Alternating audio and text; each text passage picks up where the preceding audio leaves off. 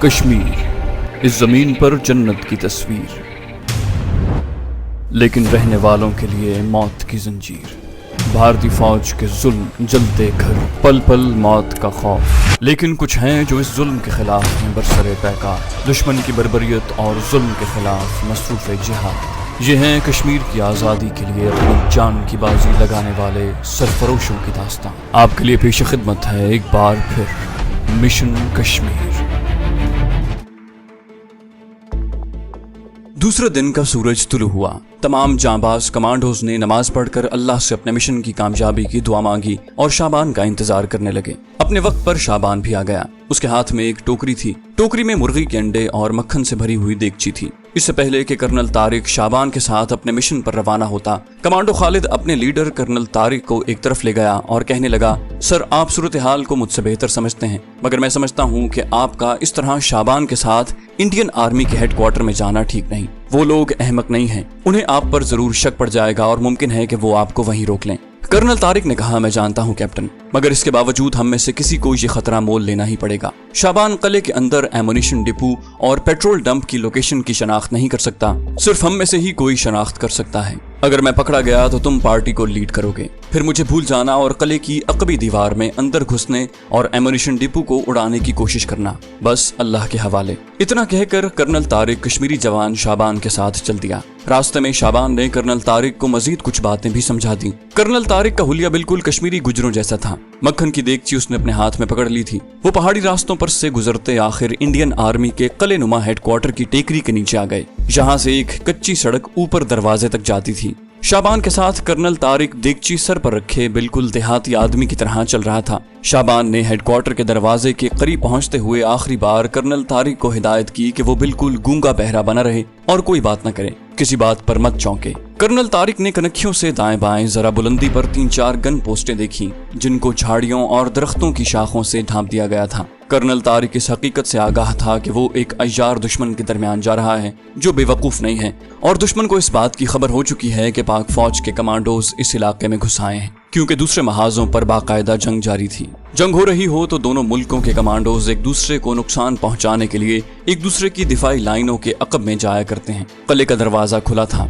एक इंडियन जवान machine gun लिए दरवाजे के ऊपर मोर्चे लगाए बैठा हुआ था। एक गन पोस्ट दरवाजे की बाएं जानिब एक बंकर के ऊपर बनी हुई थी। इन भारतीय फौजियों की वर्दी से कर्नल तारिक समझ गया कि इनका ताल्लुक कमांडो रेजिमेंट से है। दरवाजे पर एक भारतीय लांस नायक ने उन्हें रोक लिया। शाबान ने सलाम करते हुए कहा, साहब, मैं शाबान गोजर हूँ, सूबेदार साहब के लिए अंडे और मक्खन लाया हूँ, आपको तो मालूम ही है। भारतीय फौजी कर्नल तारिक को घूरते हुए बोला, ये साथ कौन है? शाबान ने कहा, साहब, ये मेरा मामू नूरदीन है, मैं इसे सूबेदार जी से पास दिलवाने लाया हूँ, क्योंकि अब यही अंडे मक्खन लाया करेगा। मैं भैंस खरीदने टनमर्ग जा रहा हूँ। इंडियन फौजी ने कर्नल तारिक से पूछा, क्या नाम है तुम्हारा? कर्नल तारिक अहमकों की तरह उसे तकता रहा। शाबान ने फौरन कहा, साहब, ये गूंगा है, न बोल सकता है न सुन सकता है, माँ जी ने इसे मेरे पास बाग की रखवाली के लिए भेज दिया था। भारतीय फौजी ने कर्नल तारिक की तलाशी ली और उसे शाबान के साथ अंदर जाने की इजाजत दी। किले के अंदर काफी कुशादा जगह थी। ये एक हमवार मैदान था, जहाँ एक जानिब दीवार के साथ बख्तरबंद गाड़ियां और टैंक एक लंबी कतार में खड़े थे। बाएं तरफ फौजी जीपें और ट्रक खड़े हुए थे। जगह जगह इंडियन फौजी पहरा दे रहे थे। रेजिमेंटल हेडक्वार्टर के बाहर एक छोटे से चबूतरे पर रेजिमेंट का झंडा लगा हुआ था। हेडक्वार्टर के एक मंजिला दफ्तर के ऊपर भारतीय तिरंगा झंडा लहरा रहा था। शाबान ने कर्नल तारिक को बरामदे में एक जगह जमीन पर बिठा दिया और आहिस्ता से कहा कि मैं आता हूँ। कर्नल तारिक गवारों के अंदाज में टोपी उतार कर अपने सर को खुजाने लगा, फिर अपने सर को यूं दाएं बाएं हिलाने लगा जैसे कोई मजजूब हो। इस दौरान उसकी तेज और ट्रेंड निगाहों ने किले की शुमाल मगरिब की तरफ एक ऊंचे टिब्बे को देख लिया था, जिसकी दोनों जानिब रेत की बोरियों की दीवार खड़ी थी। ये असलहा और पेट्रोल का डंप ही हो सकता था।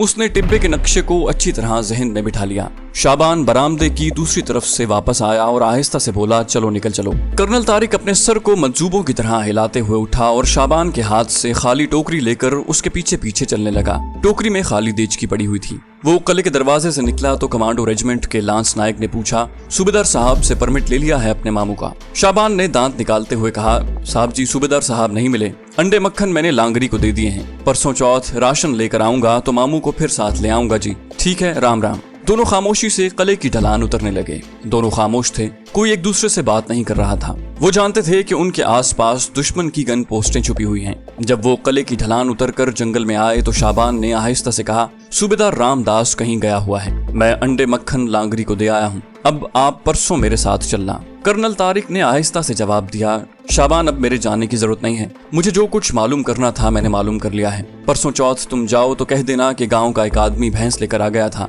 अब मैं ही अंडे मक्खन लाया करूंगा। शाबान ने चलते चलते एक नजर कर्नल तारिक की तरफ देखा और बोला, सूबेदार रामदास को तो आपका पता नहीं है, हाँ अगर बाहर वाले फौजी ने पूछा तो उसे बता दूंगा, मगर अब आप क्या करेंगे? कर्नल तारिक ने कहा, अब हम अपना मिशन शुरू करेंगे, लेकिन हम तुम्हारे बाड़े से निकल जाएंगे, तुम फिक्र मत करो। शाबान ने कोई जवाब न दिया। बाड़े में दूसरे कमांडो अपने लीडर का बेताबी से इंतजार कर रहे थे। शाबान ये कहकर अपने घर पर ही रह गया कि मैं दोपहर का खाना लेकर आऊंगा। उसने कर्नल तारिक को एक बार फिर ताकीद की कि बाड़े से बाहर हरगिज न निकलें। बाड़े में आते ही कर्नल तारिक ने दरवाजा बंद कर लिया और अपने साथियों के दरमियान बैठकर उन्हें समझाने लगा कि कले के अंदर एमुनिशन और पेट्रोल का जखीरा उसके अंदाजे के मुताबिक किस मकाम पर है।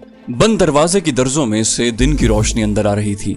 कर्नल तारिक ने वहीं कच्चे फर्श पर उंगली से लकीरें खींचकर कले का सारा महल वकू और शुमाल मगरबी दीवार के बारे में बताया कि उन्हें इस दीवार को फांदकर कले के अंदर जाना होगा। ये कमांडो रेजिमेंट का रेजिमेंटल हेडक्वार्टर है, इसके सदर दरवाजे से अंदर दाखिल नहीं हो सकेंगे। क्या कले के दीवार के ऊपर कोई गन पोस्ट नहीं है? कमांडो खालिद ने पूछा। कर्नल तारिक ने कहा, दीवार मुझसे काफी फासले पर थी और उसका कुछ हिस्सा एमुनिशन या पेट्रोल डंप के उभार में छुपा हुआ था, हो सकता है वहाँ कोई पोस्ट हो। कमांडो कासिम ने राय जाहिर की कि हमें पहले दीवार की रैकी कर लेनी चाहिए। लीडर बोला, हमारे पास इतना वक्त नहीं है, हम यहाँ ट्रेनिंग या मशकों पर नहीं आए हुए, हम दुश्मन के दरमियान बैठे हैं, किसी भी वक्त कुछ भी हो सकता है। बाड़े की नीम रोशन फजा में चारों जांबाजों की आंखें चमक रही थीं। कर्नल तारिक ने फैसला कुन अंदाज में कहा, हम आज ही रात अटैक करेंगे। 3 जवान आगे पीछे कले की शुमाल मगरबी दीवार की तरफ बढ़ेंगे, एक जवान पीछे रहकर उन्हें तहफ्फुज देगा। उसी वक्त रात के अटैक का प्लान तैयार कर लिया गया। तय ये हुआ कि कर्नल तारिक उनकी क़यादत करेगा, खालिद और कासिम उसके पीछे होंगे। कैप्टन फारूक 8 कदमों के फासले पर पीछे पीछे उन्हें लाइट मशीन गन का तहफ्फुज देगा। कर्नल तारिक कह रहा था, कले की दीवार बोसीदा और शिकस्ता है, उसकी ईंटें कहीं न कहीं से जरूर उखड़ी हुई होंगी। अगर ऐसा ना हुआ तो हम खुद उखाड़ लेंगे, तुम लोग असलहा वगैरह सेट कर लो। दोपहर को शाबान उनके लिए खाना लेकर आया तो कर्नल तारिक ने उसको ये बिल्कुल न बताया कि वो आज रात अटैक करने वाले हैं, बल्कि उससे कले की अकबी दीवार के बारे में सवालात किए, जिनके जवाब में शाबान ने कहा, दीवार काफी ऊंची है और टूटी हुई भी है। उसने बताया कि उसके मुशाहिदे के मुताबिक कले की दीवार पर सिर्फ दरवाजे के ऊपर और बाहर इंडियन फौज के 2 मोर्चे हैं। असल में ये कोई कला नहीं था, कश्मीर के किसी बादशाह ने यहाँ एक गोल दीवार खींचकर अहाता सा बना लिया था। उसके अंदर एक पुरानी बारादरी भी है, बारादरी अब टूट फूट गई है। शाबान ने पूछा, आप लोगों ने अब क्या प्रोग्राम तय किया है? कर्नल तारिक ने अपने प्लान को छुपाते हुए कहा, इसके बारे में हम कल तुम्हें कुछ बता सकेंगे। शाबान कहने लगा, मेरा तो मशवरा यही है कि आपको जो कुछ करना है जल्दी कर लेना, क्योंकि यहाँ हर वक्त खतरा है, आप इंडियन आर्मी के बिल्कुल सामने बैठे हैं।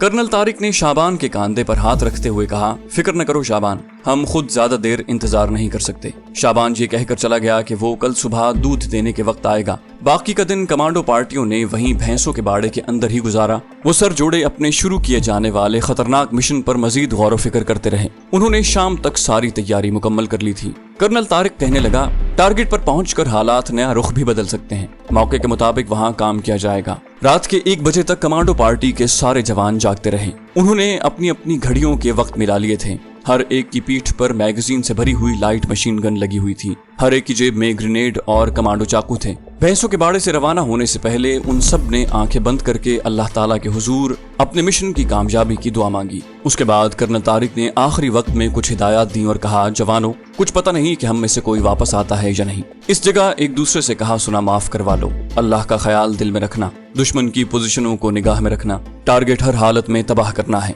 मर गए तो शहीद, जिंदा रहे तो गाजी। नबी पाक सल्लल्लाहु अलैहि वसल्लम का कलमा पढ़ो और चलो। उन्होंने दिल में कलमा शरीफ पढ़ा और एक एक करके भैंसों वाले बाड़े से बाहर निकल आए। रात अंधेरी थी, उन्हें अंधेरी रात की ही जरूरत थी। मिशन के लिए ये अंधेरी रातें खास तौर पर चुनी गई थी। रवाना होने से पहले एक एक चीज चेक कर ली गई। वादी पर चारों तरफ रात का गहरा सन्नाटा छाया हुआ था। चारों गोरीले सीधा रास्ता छोड़कर एक तरफ ढलान उतरने लगे। ढलान एक गहरी खड्ड के दहाने तक चली गई थी। कमांडो लीडर कर्नल तारिक आगे आगे था। वो एक कतार में चल रहे थे। हर कमांडो के दरमियान 4 कदम का फासला था। सबसे आखिर में कैप्टन खालिद था, जिसने लाइट मशीन गन अपने हाथों में थाम रखी थी। अंधेरे में उनकी आंखें और कान चौकस थे। वो फूंक फूंक कर कदम उठा रहे थे। रात की तारीकी में वादी का एक लंबा चक्कर काट कर वापस टीले के दामन में आ गए, जिसके ऊपर इंडियन कमांडो रेजिमेंट का कलानुमा हेडक्वार्टर था। कर्नल तारिक ने हाथ से इशारा किया और वो सब बैठ गए। कर्नल तारिक की नजरें अंधेरे में ऊपर किले की दीवार पर जमी हुई थी।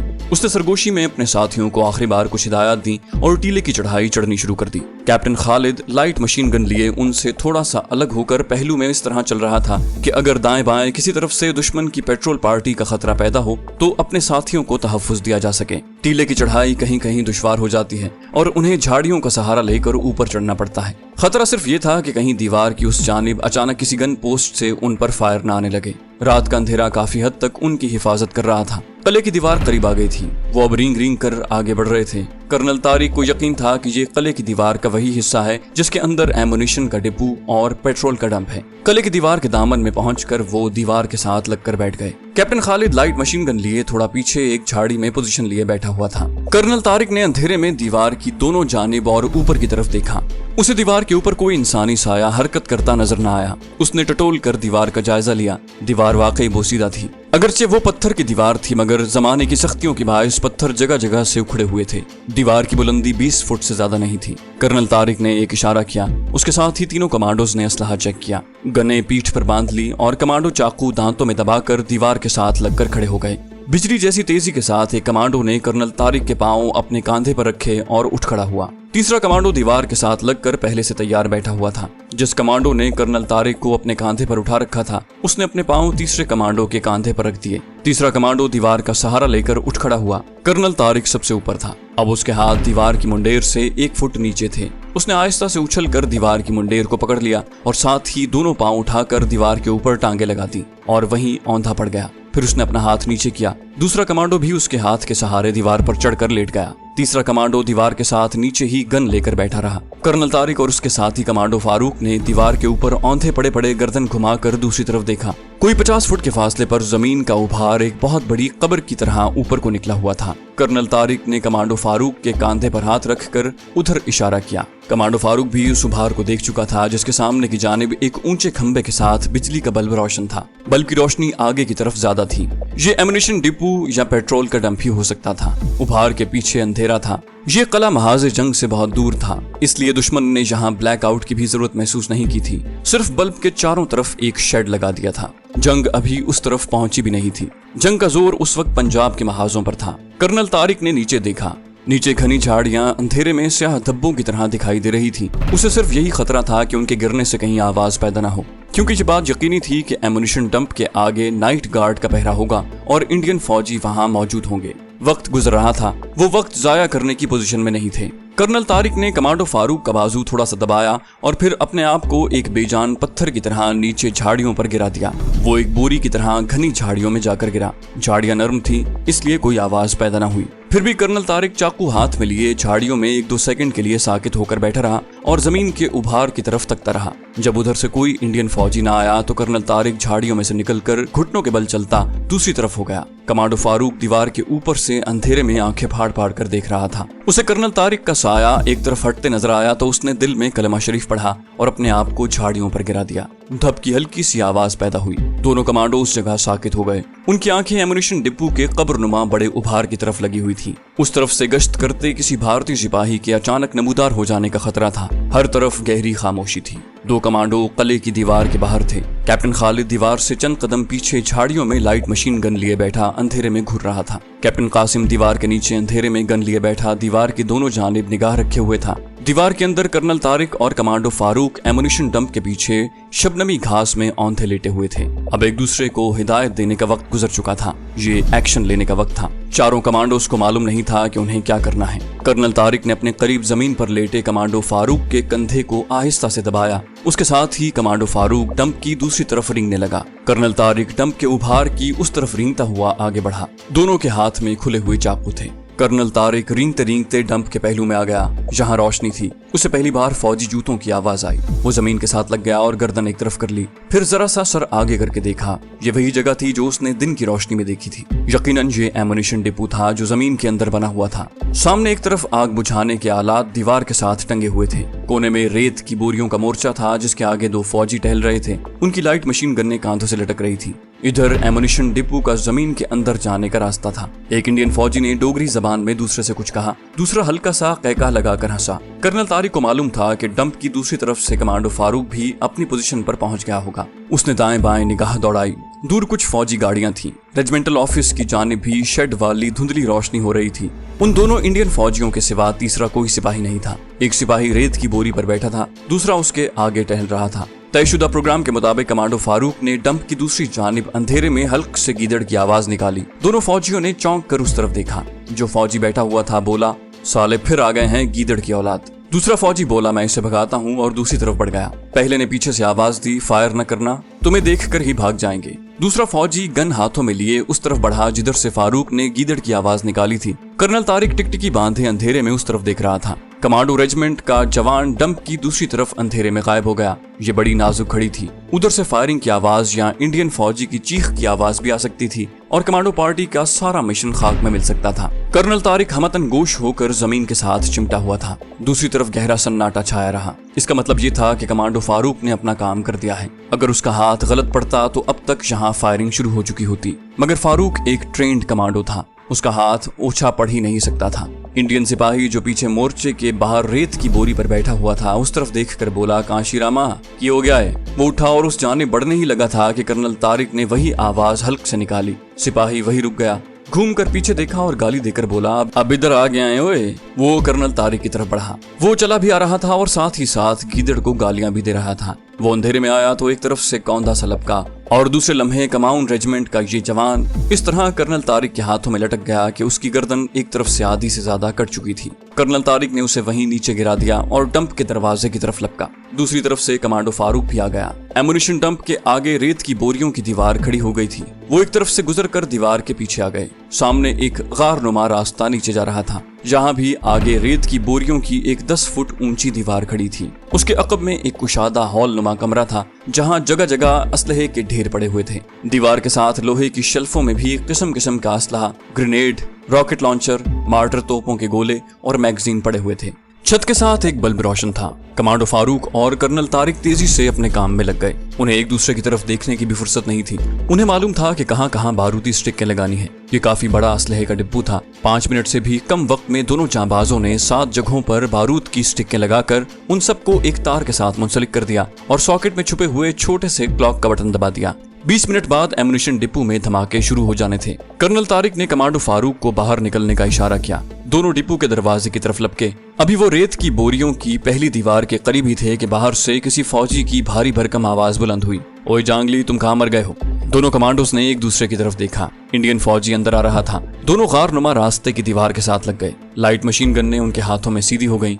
जो ही एक भारी भरकम इंडियन फौजी अपने गुमशुदा फौजियों को आवाजें देता सामने नमूदार हुआ। कर्नल तारिक ने मशीन गन का ब्रस्ट मारा और वो वहीं ढेर हो गया। उसके साथ ही बाहर से किसी ने चिल्लाकर कहा, क्या हुआ? ये फायरिंग किसने की है सूबेदार जी? मालूम हुआ बाहर भी कुछ फौजी मौजूद थे। उनके इधर उधर दौड़ने और एक दूसरे को पुकारने की आवाजें बुलंद होने लगी। कर्नल तारिक ने फारूक से कहा, ये लोग अंदर आ गए तो हमारे लगाए गए बम डिटेक्ट हो जाएंगे। हमें इन्हें धमाके होने तक बाहर ही रोके रखना है। कमांडो फारूक और कर्नल तारिक समझ गए थे कि अब वो जिंदा वापस नहीं जा सकेंगे। शहादत का मर्तबा उनके हिस्से में लिख दिया गया था। बाहर से फायरिंग शुरू हो गई। दोनों कमांडो मैगजीन लेकर गार के दोनों जाने पोजीशनें लेकर बैठ गए। जो ही कोई सिपाही अंदर आता ये उसे ब्रस्ट मारकर वहीं ढेर कर देते। बाहर खतरे का अलार्म बजा दिया गया था। हर तरफ एक शोर मच गया था। कर्नल तारिक ने फारूक से कहा, जवान, अभी धमाके होने में 15 मिनट बाकी हैं। हो सकता है इतनी देर में दुश्मन कुछ टैंक वगैरह कले से बाहर निकालने में कामयाब हो जाए। जब शहीद ही होना है तो 15 मिनट पहले क्या और 15 मिनट बाद में क्या, कलमा पढ़ लो। ये कहकर कर्नल तारिक भी कलमा पढ़ते हुए उठा। शेल्फ में से रॉकेट लॉन्चर उठाकर उसमें रॉकेट डाला, कंधे पर रखा और एमुनिशन के एक बहुत बड़े ढेर को टारगेट बनाकर फायर कर दिया। कमांडो फारूक फायरिंग करके इंडियन सिपाहियों को अंदर आने से रोके हुए था। रॉकेट अपने लॉन्चर से निकलकर असलहे के ढेर से टकराते हुए फटा और एक धमाका हुआ। ये धमाका उन धमाकों के मुकाबले में कुछ भी नहीं था जो उसके बाद शुरू हुए। एमुनिशन डंप एटम बम की तरह फटा और किले में जलजला आ गया। आग के शोलों में से रॉकेट फायर होकर किले में इधर उधर गिरने और जगह जगह खड़े टैंकों, गाड़ियों और फौजियों के परखचे उड़ने लगे। पहले धमाके के साथ ही किले की दीवार के बाहर अंधेरे में बैठे कमांडो कासिम को एक धक्का लगा और वो उछलकर दूर जा गिरा। कमांडो खालिद झाड़ियों में पोजीशन लिए हुए था। उसके बाद धमाके शुरू हो गए। आग के शोले बुलंद होने लगे थे। किले की दीवार के अंदर जैसे आग के कयामत खेज अलाव भड़कने लगे। धमाकों से कान फट रहे थे। कैप्टन खालिद ने अपने साथी कमांडो कासिम को आवाज दी, गिराएं चलो। कर्नल साहब और फारूक शहीद हो गए। उन्होंने लाइट मशीन गन्ने वहीं फेंकी और अंधेरे में किले की ढलान पर लुढ़कते चले गए। किले में दोज़ख का मंजर था, जैसे पहाड़ फट रहे थे। आग के बुलंद शोले आसमान की तरफ उठ रहे थे। सारी वादी रोशन हो चुकी थी। रॉकेटों के कड़ाके और फिर उनके फटने के धमाकों से वादी के टीले और पहाड़ियां लरज रही थी। कमाऊ रेजिमेंट का हेडक्वार्टर एक तनूर बन चुका था, जिसके अंदर बारूद के शोले हर शय को जलाकर राख कर रहे थे। भारतीय रेजिमेंट का हेडक्वार्टर अपने असलहे और बारूद समेत जहन्नम वासिल हो चुका था।